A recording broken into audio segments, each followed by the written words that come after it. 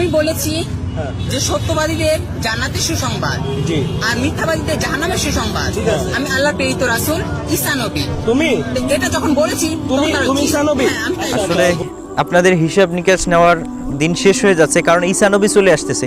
ঈসা নবী যখন চলে আসছে আপনাদের কিন্তু এখন হিসাব নিকাশেরও একটা মানে বন্দোবস্ত দ্রুত করা দরকার, কারণ কিছুদিন পরেই হয়তো কিয়ামত শুরু হয়ে যাবে। কিয়ামত শুরু হয়ে গেলে কিন্তু আপনাদের যে আমলনামা করছেন ওইগুলোই কিন্তু আপনাদের কাজে আসবে। সুতরাং যেহেতু ঈসা নবী চলে আসছে দাবি করতেছে, যদি সত্যিকার অর্থে ঈসা নবী হয়ে যায় তাহলে কিন্তু সত্যিকার অর্থে আমাদের জন্য বিপদ, কারণ আমরা কিন্তু বেশি আমল এখনো করতে পারি না।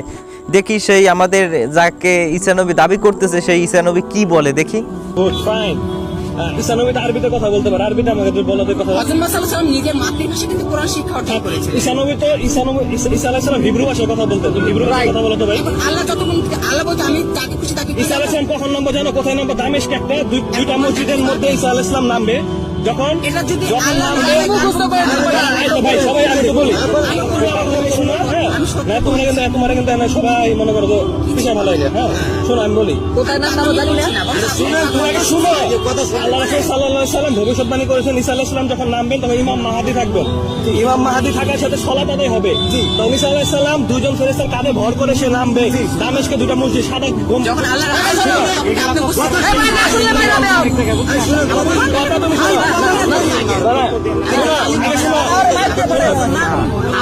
আমার কথা শোনো। ইমাম মাহদী তখন বলবে ঈসা আলাইহিস সালাম আপনি সালাত করেন। ইমাম মাহদী তখন ঈসা আলাইহিস সালাম বলবে, মানে এর কথাগুলো শুনলে যে হিজড়া মানুষের মানে একটা ভাব চলে আসে।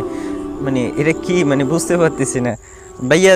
মানে আমাদের ওদিকে ওটাই বলে পলিথিন না কি যেন, এগুলো খাইলে নাকি এরকম মানুষ কথা বলতে শুরু করে দেয়, মানে রাস্তাঘাট মাফা শুরু করে দেয়। ওগুলো কি আমি জানি না, তবে হয়তো এরকম কিছু একটা খাইছে, পলিথিন বা ডাইল কেউ খাওয়াইছে, এগুলা মানুষ খাইলে নাকি এরকম কথাবার্তা বলে। তাই হোক, এরকম ফালতু মার্কা ভিডিও আমি মনে করি যে প্রচার না করাই ভালো।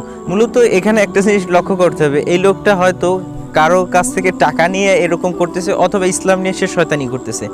যদি সত্যিকার অর্থে ইসলাম নিয়ে শয়তানি করে এবং ইসলামকে এবং ঈসা নবী আশাকে সে হাসি তামাশা হিসাবে নিয়ে থাকে, তাহলে অবশ্যই তার গালে জুতা মারা আমাদের প্রত্যেক মুসলমানের দায়িত্ব।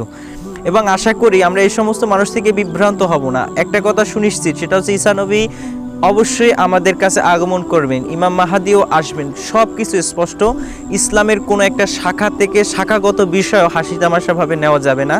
অবশ্যই আমাদেরকে এই সমস্ত বিষয় পরিত্যাগ করে আমাদের ইসলামের প্রতি ধাবিত হতে হবে এবং আমাদের আমলের প্রতি বেশি করে লক্ষ্য দিতে হবে। ধন্যবাদ সকলকে ভিডিওটা শেষ পর্যন্ত দেখার জন্য। অবশ্যই ভিডিওটা আপনারা সব জায়গায় শেয়ার করে দিবেন।